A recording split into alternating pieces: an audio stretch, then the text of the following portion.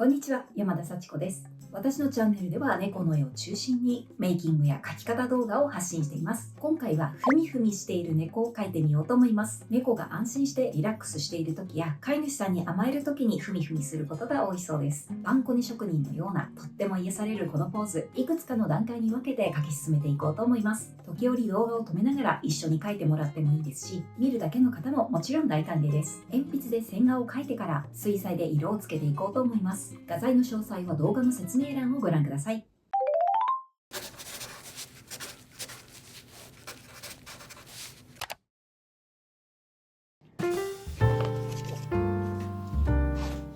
それでは早速描いていきます。全体像をつかむために当たりを取ります。今回こんな感じのニャンコを描いていきたいと思います。最初にふみふみされるクッションを画面の中心よりやや下に描きます。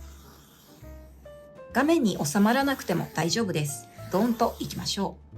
そして大体の位置でいいので、丸い形で頭を描きます。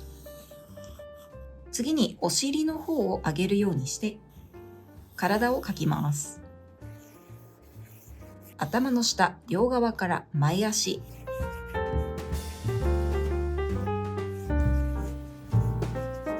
そしてお尻の下、この辺りが太ももで、その下から後ろ足をつけます。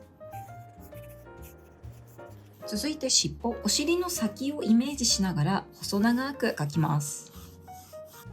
今回はだらんと下げた尻尾にしてみますね。最初に描いた頭に戻りまして、両側に耳をつけます。少しうつむいている角度なので、耳の三角形もちょっと前傾させて描きます。普通の耳の場合もありますが、イカ耳になっていることも多い気がするので、今回は外側に耳を向けてイカ耳にしてみます。そしたら頭の丸に十字を引いて目鼻口のあたりを取ります。うつむき加減を意識しつつ、球体を4分割して、横線の上に目、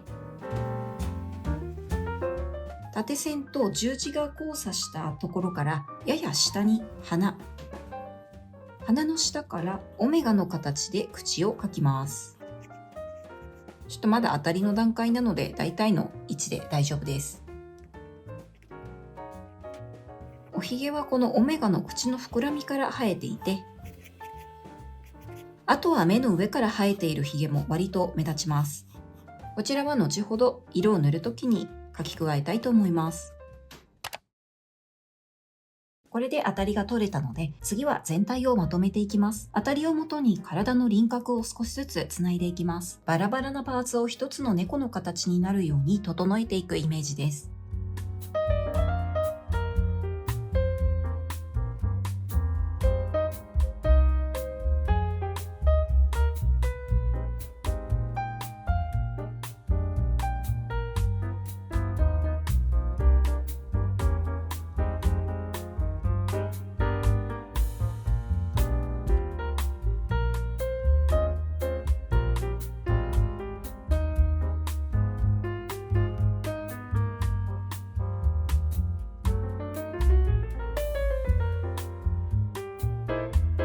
ふみふみしている時の柔らかいカーブを作っていきます。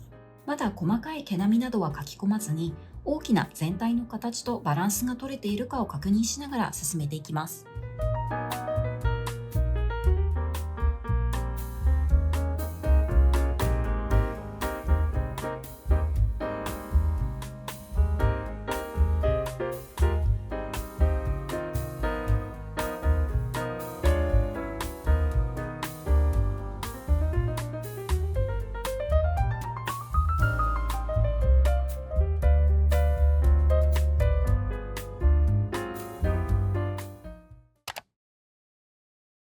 ここからは形を修正してブラッシュアップしていきます。写真や実物の猫ちゃんを参考にしながら、ふみふみポーズを仕上げていきましょう。手の爪が見えていることもあります。前足は普通の角度よりもやや短めにすると、クッションに沈んでいる感じが出てきます。見えていないところも緩い曲線でつなぐような感じで描くと良いです。